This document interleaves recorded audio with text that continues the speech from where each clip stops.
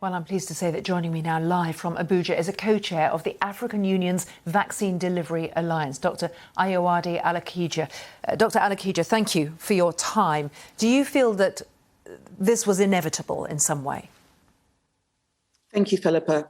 It was absolutely inevitable. And may I say firstly that had the first SARS-CoV virus, the one that was first identified in China last year, originated in Africa, it is now clear that the world would have locked us away and thrown away the key. There would have been no urgency to develop vaccines because it would have been expendable. Africa would have become known as the continent of COVID. What is going on right now is inevitable. It's as a result of the world's failure to vaccinate in an equitable, urgent, and speedy manner. It is as a result of hoarding by high-income countries of the world. And quite frankly, it is unacceptable. These travel bans are based in politics and not in science. It is wrong. I hear your anger about the immediate reaction and about the lack of action beforehand.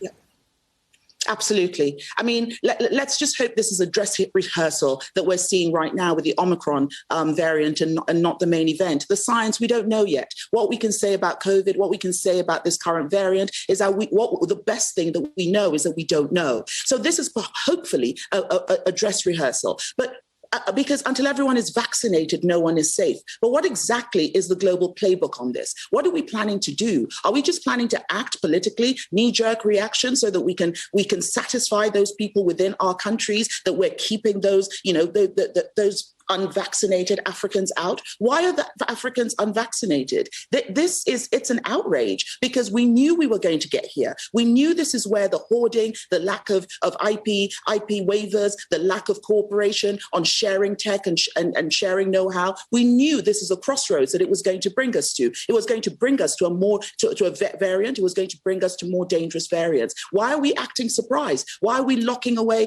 Africa when this virus is already on 3 continents?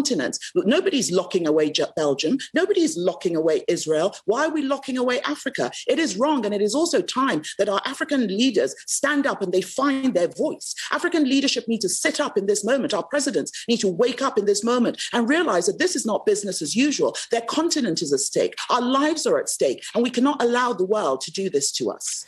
You compared the situation now to the situation when the virus came out of Wuhan, came out of China. And if there'd been an instant lockdown and a travel lockdown, we'd be talking about a different pandemic. So the instant reaction is surely something has to be done in the very short term to try to stop the spread of the virus, this variant. Absolutely, Philippa, but something needs to be done to everywhere. Let there be, my recommendation is have a coordinated global shutdown of travel for the next month if you want, but don't single out Africa. Don't single out South Africa. Botswana actually is where the virus was first identified. But do you know what was going on with Botswana a few months ago? The Botswanan government ordered 500,000 Moderna vaccines at $29 per dose, much higher than the rest of the world paid. They did not get those vaccines because other people jumped ahead in the queue. Moderna supplied to other countries and did not supply to Botswana. And so now we have a variant. Do we know where this variant originated? No, we don't even know that yet. It could possibly be that the excellent science in South Africa has shown it up, but it could very well have come from anywhere else. This is discriminatory, it is xenophobia, and it is wrong. Let us follow the science. Let us not follow politics. Let us share the know-how. Let us allow African countries and others to produce their own vaccines so that we do not get to an Omega variant, which we cannot absolutely control. Dr. Alakija, we have to leave it there. Really important to hear your voice and what you're saying. Thank you. Thank you, Philip.